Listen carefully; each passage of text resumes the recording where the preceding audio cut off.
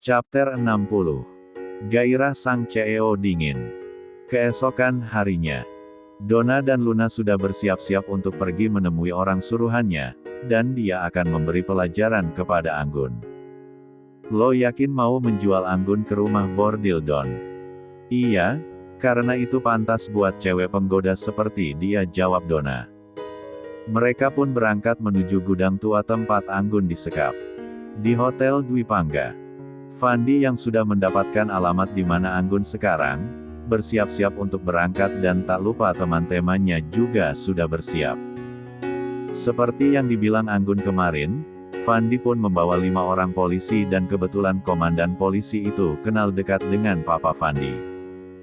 Setelah semua persiapan siap mereka pun berangkat menuju lokasi, dan mereka harus cepat karena lokasi yang mereka tuju lumayan jauh dari hotel. Di gudang, Anggun yang terlihat sangat bahagia, tidak seperti orang yang diculik pada umumnya, ya biasanya orang yang diculik keadaannya sangat menyedihkan dan makanannya pun asal-asalan, malahan ada yang tidak dikasih makan. Tetapi tidak dengan Anggun, dia menyuruh para penculik itu untuk membelikan makanan dari restoran. Ya kapan lagi bisa ngerjain penculik begitu, pikir Anggun. Kak Marco, Kak Aryo belum datang juga, aku udah lapar nih, ucap Anggun. Bentar lagi dia datang, kamu duduk yang manis aja di sana. Tidak lama Aryo pun datang dan membawa kantong yang berisi makanan dari restoran yang sudah dipesan Anggun tadi. Makanannya datang, ucap Aryo. Anggun yang mendengar suara Aryo pun berlari dan membukakan pintu buat Aryo. Marco yang melihat tingkah Anggun yang seperti bocah berumur 5 tahun itu pun menggeleng-gelengkan kepalanya. Nih makanan pesanan kamu, ucap Aryo sambil memberikan kantong berisi makanan kepada Anggun. Wah makasih Kak Aryo, yuk kita sarapan bareng, ucap Anggun kepada ketiga penculik amatir itu. Mereka pun menikmati sarapan mereka dengan lahapnya. Di tempat lain, Fandi dan rombongannya sudah dekat dengan lokasi yang dikirim Anggun kepadanya. Setelah mobil memasuki jalanan yang sepi, alangkah kagetnya mereka melihat tempat tersebut. Lo yakin ini tempatnya, Van, tanya Aldi. Nggak tahu juga sih, tapi ini lokasi yang Anggun send ke gue, jawab Fandi. Mobil pun berhenti di depan gudang tua. Kalau dilihat dari luar tempat itu sangat menyeramkan, tapi kalau sudah di dalam gudang tidak begitu menyeramkan. Anggun yang mendengar suara mobil berhenti dan suara mobil itu sangat familiar di telinganya, dengan cepat Anggun membuka pintu. Fandi yang melihat Anggun berdiri di depan pintu, dengan cepat membuka pintu mobil dan berlari cepat ke tempat Anggun. Fandi pun memeluk Anggun dengan erat. Sayang, kamu nggak apa-apa kan? Kenapa kamu bisa tinggal di tempat seperti ini, tanya Fandi beruntun. Anggun pun tersenyum mendengar serentetan pertanyaan dari Fandi. Buni nanya satu dong, ucap Anggun sambil melepaskan pelukannya. Sinta dan Sisil pun memeluk Anggun, dan terjadilah drama Teletubbies. Anggun pun menyuruh kekasih dan sahabatnya untuk masuk ke dalam gudang. Anggun pun mengenalkan kekasih dan sahabatnya kepada Marco, Aryo dan Adian. Mereka pun saling berkenalan satu sama lain. Thanks ya kalian udah nolongin Anggun, ucap Fandi. Dek, Marco dan kedua sahabatnya kaget mendengar ucapan Fandi. Gimana nggak kaget, yang menculik Anggun kan mereka, tapi Fandi malah bilang mereka yang nolongin Anggun. Anggun yang melihat ekspresi Marco dan yang lainnya pun mencoba menceritakan semua kejadian yang sebenarnya pada Fandi dan sahabatnya. Fandi pun menghampiri Marco dan menarik kerah baju milik Marco. Jadi elo yang menculik kekasih gue, ucap Fandi emosi. Marco pun pasrah, apapun yang akan dilakukan Fandi nanti padanya. Fandi yang akan melayangkan tinjunya kepada Marco. Buni, kalau kamu berani nonjok Kak Marco, aku akan membenci kamu. Mendengar ucapan Anggun tadi sontak membuat Fandi membatalkan niatnya. Fandi membuang nafasnya dengan kasar untuk menstabilkan emosinya. Anggun pun menghampiri Fandi. Anggun pun memeluk Fandi mencoba menstabilkan emosi kekasihnya yang sedang memuncak. "Buni, calon imamku," ucap Anggun sambil mengelus Fandi. Fandi yang mendengar ucapan Anggun yang beda dari biasanya pun tersenyum, tetapi Anggun tidak bisa melihat senyumannya. Anggun yang tak mendengar suara Fandi pun seketika melepaskan pelukannya. "Kok dilepas sih pelukannya?" ucap Fandi pura-pura kesal. Kaget Anggun tapi dengan cepat Anggun memeluk Fandi kembali, supaya singa jantannya nggak ngambek. "Kalau Buni pukul Kak Marco nanti rencana aku akan gagal," ucap Anggun dengan posisi yang masih memeluk Fandi. "Iya, aku nggak bakal pukul dia," ucap Fandi. Setelah emosi Fandi mulai stabil, Anggun pun melepaskan pelukannya. Mereka pun mulai melakukan rencana yang sudah dibuat. Seperti rencana Anggun kembali diikat, walaupun ikatannya nggak kuat. Tidak begitu lama terdengar suara mobil datang. Aryo pun melihat dari celah dinding yang bolong. Setelah melihat siapa yang datang, mereka pun kembali ke posisi masing-masing. Donna dan Luna pun keluar dari mobil dan berjalan masuk ke dalam gudang. Anggun yang diikat serta mulutnya dilakban dan rambut Anggun yang sengaja dibikin kusut seperti rambut yang tiga nggak disisir. Setelah Donna dan Luna masuk, mereka pun tersenyum melihat keadaan Anggun yang sudah seperti orang gila. "Buka penutup mulutnya," ucap Donna pada Marco. Marco pun membuka dengan pelan penutup mulut Anggun. Donna pun berjalan menghampiri Anggun. "Gimana kabar kamu cewek Jal?" tanya Donna. "Saya baik-baik saja, seperti yang Anda lihat sekarang," jawab Anggun santai. Donna pun tertawa mendengar jawab Anggun. Donna pun mengeluarkan cermin kecil dari dalam tasnya. "Coba kamu lihat wajah kamu di cermin ini," ucap Donna. Anggun yang melihat wajahnya di cermin pun pura-pura histeris. Sinta dan Sisil yang melihat akting Anggun pun tersenyum. "Lo emang berbakat jadi artis Gun," ucap Sinta dan Sisil pelan. "Ini akibat Io berani melawan gue dan Luna, dan sekarang kalian lucuti pakaiannya," ucap Donna. Fandi yang mendengar ucapan Donna tadi pun mengepalkan tangannya menahan emosi. Marco dan Aryo menghampiri Donna dan Luna, kemudian mereka pun mengikat tangan mereka. Ucap Donna. Anggun yang mendengar ucapan Donna pun sontak tertawa.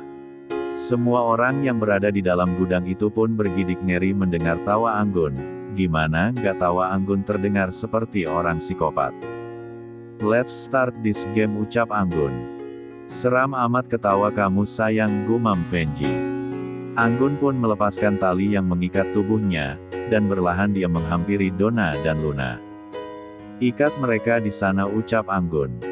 Marco dan Aryo pun mengikat Donna dan Luna di kursi yang sudah disediakan. Anggun pun mengambil pisau dan memutar-mutar pisau tersebut. Donna dan Luna yang melihat Anggun pun takut. Anggun pun menghampiri Donna dan Luna. Anggun pun mengelus pipi Donna dengan pisau. Donna yang melihat pisau sudah berada di pipinya, sontak membuat wajahnya pucat pasi dan mengeluarkan keringat dingin. "Kau bilang apa tadi? Mau melucuti pakaianku?" ucap Anggun sambil memaikan pisau di tangannya. Anggun pun mengarahkan pisau ke arah rok yang dipakai Donna. Apa yang kamu lakukan?" ucap Donna gugup. "Tentu saja menyobek rok ini." "Jangan. Gue mohon jangan lakukan itu," ucap Donna. Anggun tidak mendengarkan ucapan Donna. Anggun pun dengan perlahan mendekatkan pisau di tangannya ke rok mini yang dipakai Donna. "Gue mohon sama lo jangan lakuin itu ke gue," ucap Donna sambil menangis. Marco dan kedua sahabatnya yang melihat Anggun pun bergidik ngeri. "Nggak ngangka gue?" Anggun yang terlihat lemah lembut seketika bisa menjadi buas seperti singa, gumam Marco dalam hati. Saat pisau sudah berada di atas rok Donna, tiba-tiba Anggun mencium bau pesing. Anggun pun melihat rok Donna sudah basah, sontak menjauhkan pisau dari rok Donna. Anggun berjalan dan mendekat ke arah Donna dan berbisik. "Makanya jangan pernah cari masalah sama gue, baru gue gertak gitu aja lo udah ngompol," ucap Anggun. Anggun pun bertepuk tangan. mendengar suara tepukan tangan Fandi dan yang lainnya keluar dari persembunyian mereka. Donna dan Luna yang melihat bos mereka, ralat Guys maksud autor mantan bos mereka ada di sana pun kaget. "Bau apa sih nih?" ucap Sinta sambil menutup hidungnya.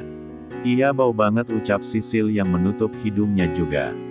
Sontak mereka melihat ke arah Donna, dan alangkah kagetnya mereka melihat keadaan Donna yang seperti anak kecil. "Lo ngompol," ucap Sinta. Fandi dan yang lain mendengar ucapan Sinta pun tertawa. "Wah parah lo, gaya sok sangar tapi ngompol di celana," ucap Sisil. Polisi pun membawa Donna dan Luna ke kantor polisi. "Lepasin saya pak, saya nggak bersalah," ucap Luna. Sedangkan Donna cuma pasrah dibawa polisi ke dalam mobil. Chapter 61. Setelah Donna dan Luna dibawa masuk ke dalam mobil, kemudian polisi itu undur diri untuk membawa Luna dan Donna ke kantor dan akan segera diproses. "Terima kasih atas kerjasamanya Pak," ucap Anggun dan diikuti sama yang lainnya. "Sama-sama Nona, itu sudah menjadi tugas kami," ucap Rangga komanda polisi. Mobil polisi pun melaju meninggalkan gudang tua itu. "Akhirnya selesai juga," ucap Anggun. "Sayang lain kali jangan tertawa seperti tadi lagi," ucap Fandi. "Kenapa? Aku takut mendengarnya," jawab Fandi. "Hehehe, ternyata CEO arogan seperti kamu bisa takut juga," ucap Anggun sambil terkekeh.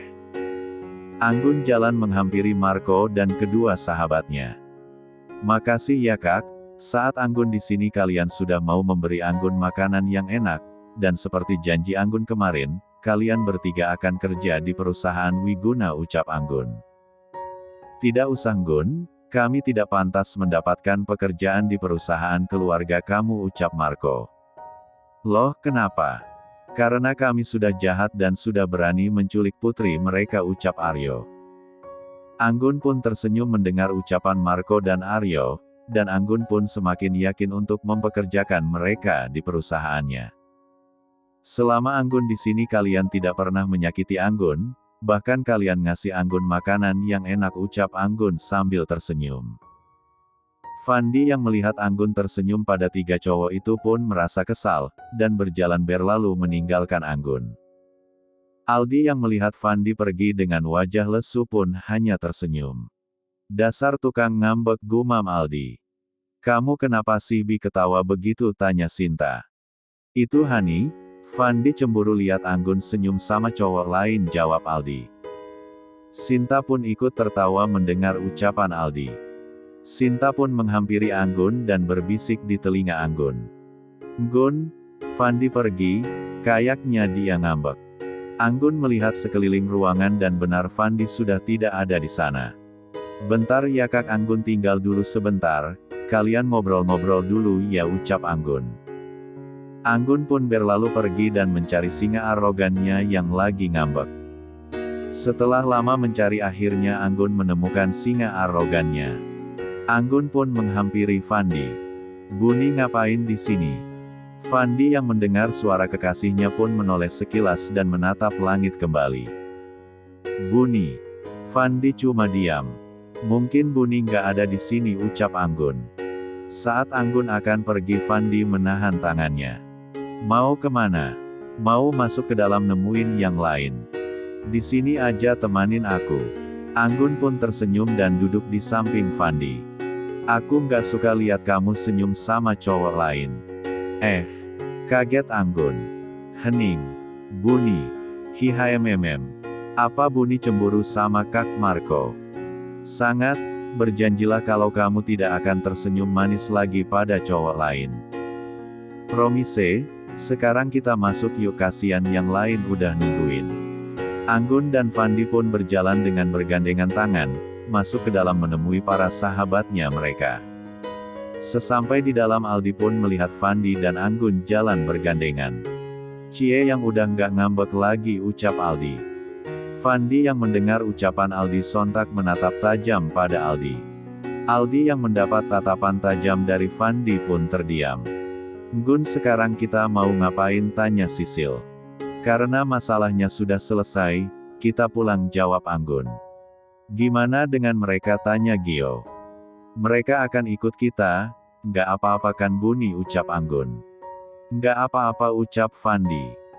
Mereka pun masuk ke dalam mobil, Fandi duduk di kursi kemudi dan Anggun duduk di kursi sebelah kemudi dan yang lain duduk di belakang. Perlahan mobil itu pun meninggalkan gudang tua dan pergi menuju kediaman Anggun.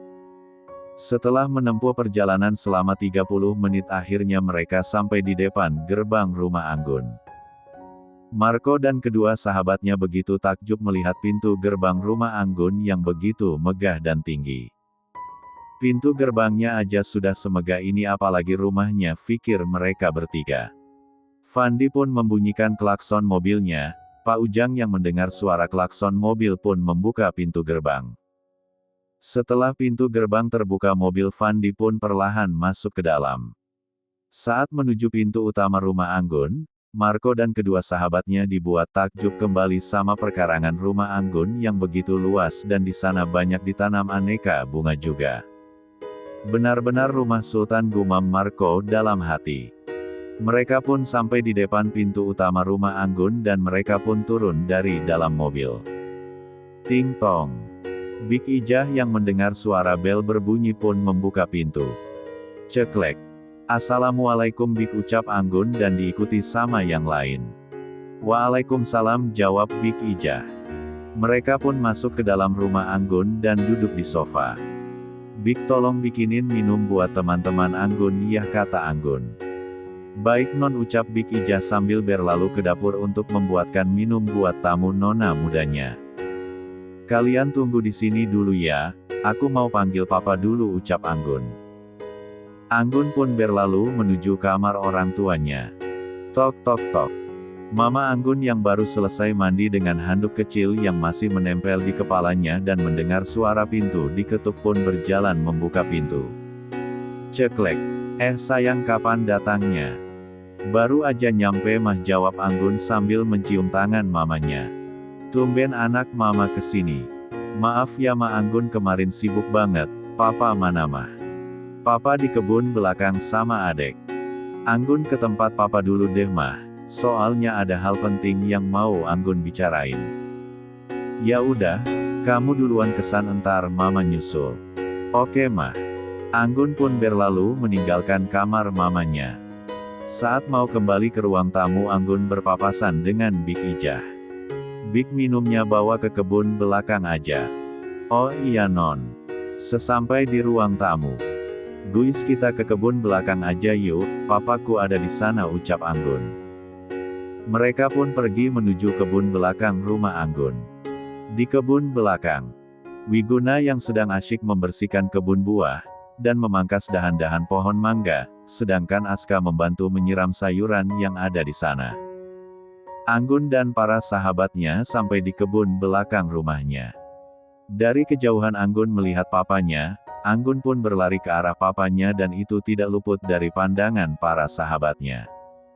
Papa, adek baik tidak Anggun? Udah gede gitu tapi kelakuannya masih aja kayak bocah gumam Fandi sambil tersenyum. Wiguna yang mendengar suara anaknya pun menoleh. Wiguna pun melihat anaknya yang berlari ke arahnya pun tersenyum. Kesayangan papa udah pulang ucap Wiguna sambil memeluk anaknya. Anggun kangen banget sama papa. Wiguna pun tersenyum melihat tingkah anaknya, walaupun Anggun sudah berumur 20 tahun tapi bagi Wiguna anaknya itu tetap masih gadis kecil yang akan selalu dia manja. Fandi yang melihat keakraban Anggun dan papanya pun ikut bahagia melihatnya.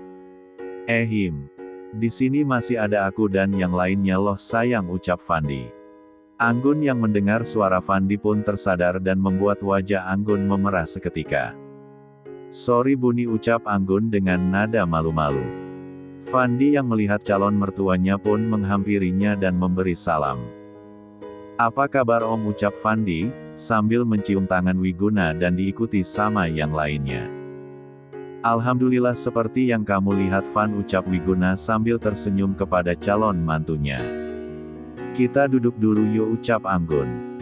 Mereka pun duduk di kursi yang ada di sana, Big Ijah pun menaruh minuman dan kue kering di sana. Setelah itu Big Ijah pamit pergi ke dapur. Silahkan diminum dan dicicipi kuenya, ucap Wiguna. Mereka pun meminum serta mencicipi kue yang dibawakan Big Ijah tadi. "Pak, sebenarnya ada yang mau Anggun bilang sama Papa," ucap Anggun. Sebelum Wiguna menjawab, tiba-tiba Pak Ujang datang dengan nafas yang masih terengah-engah. "Tuan, di depan gerbang ada perempuan yang ngamuk-ngamuk mau ketemu Tuan," ucap Pak Ujang. "Siapakah perempuan itu?"